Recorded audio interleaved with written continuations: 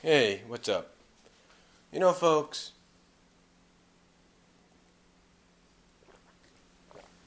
I didn't watch all of Raw last night. I was helping my sister move this massive thing so we can get to the cables back here to connect this.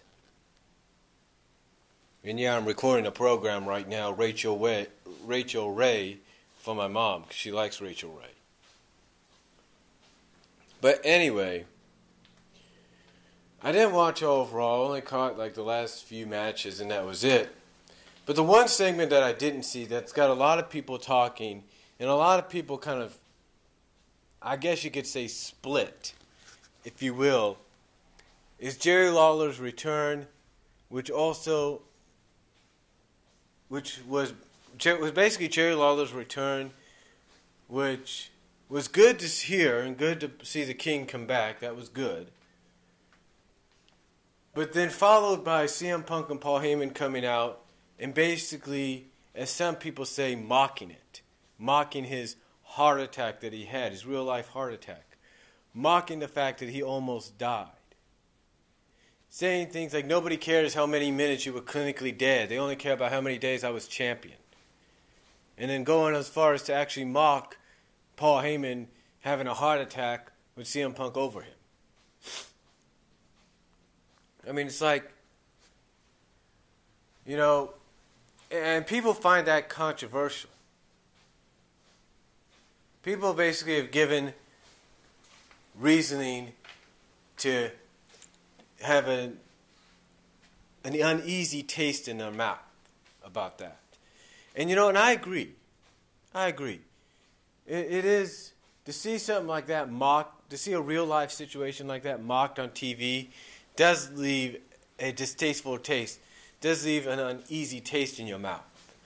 I mean, you don't go out and mock somebody's near-death experience like that. You don't. I mean, I had my grandma here in California, had a heart attack twice. And I thank God that she's still alive today.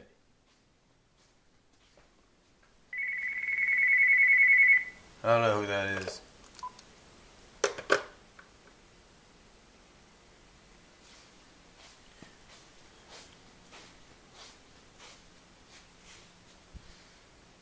But anyway, I thank God she's still alive today, as all of my family does. But here's the thing. Our family never mocked it. Never made fun of something like that. Never have and never will.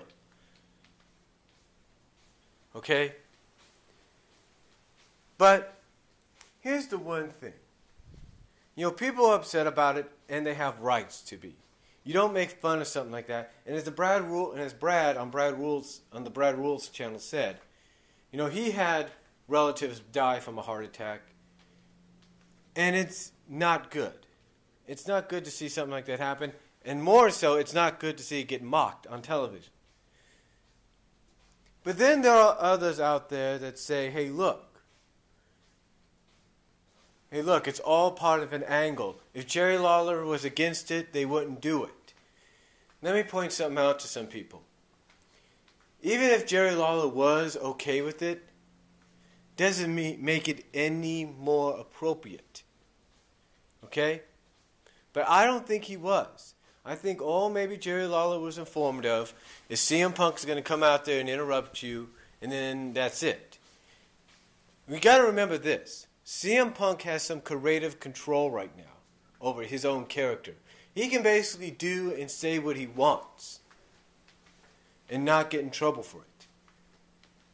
I think that's what he has right now. I'm not really sure. But basically he has that kind of pull right now in the WWE. So what does that mean? Well, it basically means CM Punk could go out there, say what he wants to say, and then him and Paul Heyman can mock the heart attack, and nobody will say anything about it. Now, some have said that Vince McMahon himself came up with the idea. Bobby told Jerry that CM Punk was going to come out there, but then added in that little part. Well, maybe that might be true too. And a lot of people do find it ironic. Even Richard Gray over at the Wrestling News World finds it ironic too. He says that he basically said, and he did a whole answer to a Q&A. He did one question. It was the sole question asked all the time. So he did one big, long answering to it. But Richard Gray basically said that this is basically what Richard Gray said. He said that they would have never pulled something like this if Linda was still running for public office. So the irony and the hypocrisy about it, the hypocriticalness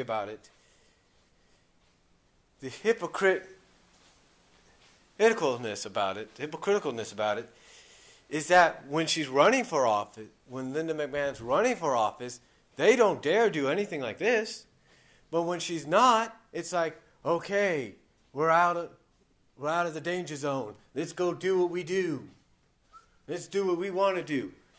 I mean, how many times does Jeff Siegel, the Schleg Daddy, Off the Rope Show, the Brad Rules, the British Fist, Richard Gray, Bill Apter, NoDQ.com, Renegades of Wrestling, PWR Sports, how many, Chase Oliver, Noah Adonis, how many times do people have to come out and say the reason WWE did this and did that over the past year or so is because of Linda McMahon's Santa campaign? Think about it. Think about it, folks. Even I've said it countless times. Nobody trusts. The reason Linda McMahon loses is because they don't trust the last name. They know she's married to Vince McMahon. And all the WWE is doing, and everybody knows this, is they're just kissing up. They're sucking up to try to get votes for Linda. That's all they were trying to do. And it failed. Not once, but twice. And if she does run again the next 2 years, don't be surprised if they do it again. Don't be surprised about that. She may say, well, I'm not going to run again. Bullshit.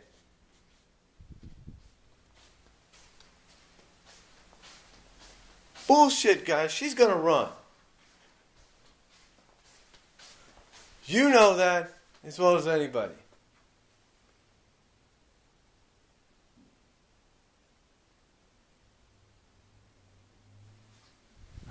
Bullshit, everybody. You know that as well as I do. Anybody here on YouTube, the YWC, the IWC, they know as well as I do she's going to fucking run again. Everybody knows it. Everybody knows it. She could stand on that podium and say, I'm not going to run anymore. She's going to fucking run. You know it. And in the next 2 years, you're going to have the same shit happen again. That's all it is. Because now I want you to notice something. Let me ask you this. Did they show one? No, let me ask you. Did they once show? Did they once show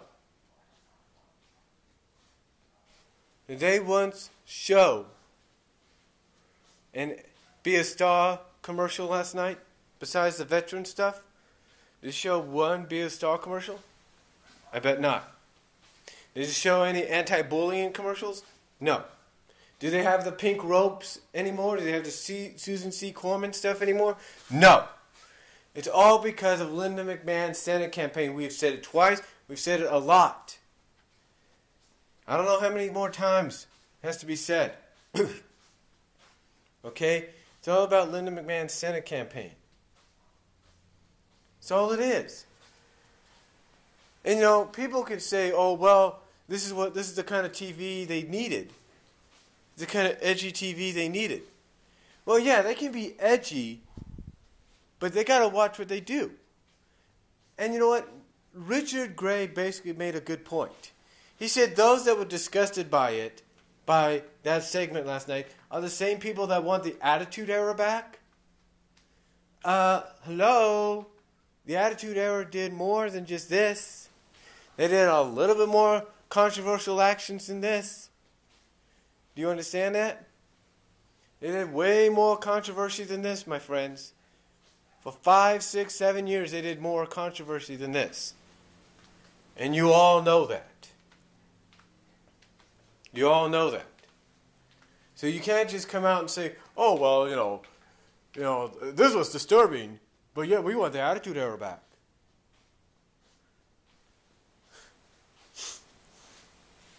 Yeah, look, we all understand you want the Attitude Era back. We get that. We understand that.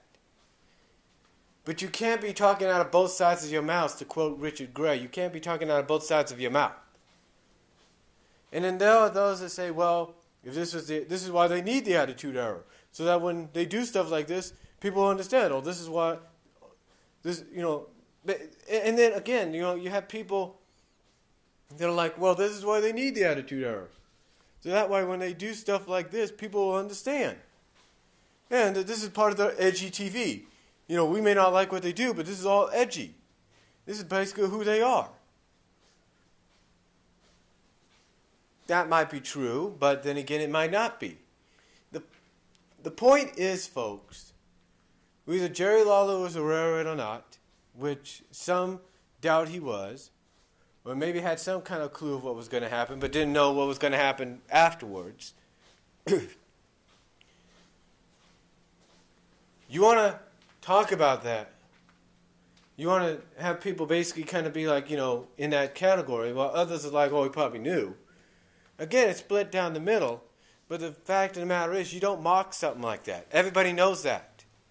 And again, don't you see the hypocrisy in it? Don't you see the hypocriticalness in it? Isn't it ironic that as soon as Linda McMahon loses her campaign, that they go back to the edgy TV, the kind of PG-13-like atmosphere they had?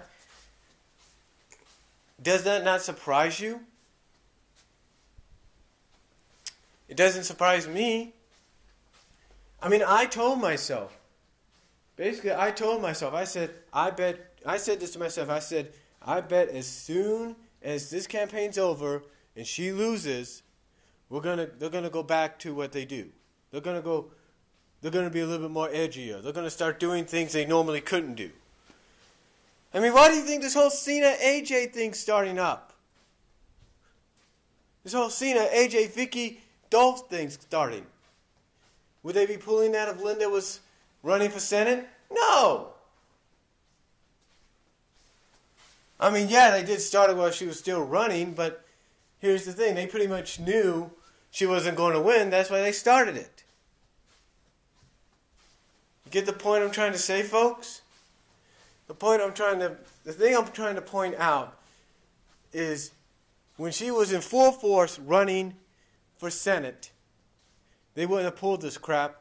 That's why they started sponsoring all this stuff, and some of it was good things that they need to sponsor, like the Cure for Breast Cancer, Susan C. Corman, and the Anti-Bully Be a Star campaign. I mean, those are good things to try to get behind.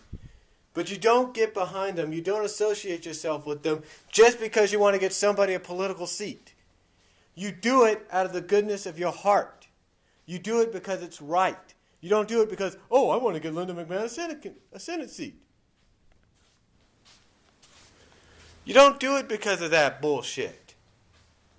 And I think everybody knows that. You know it. I know it.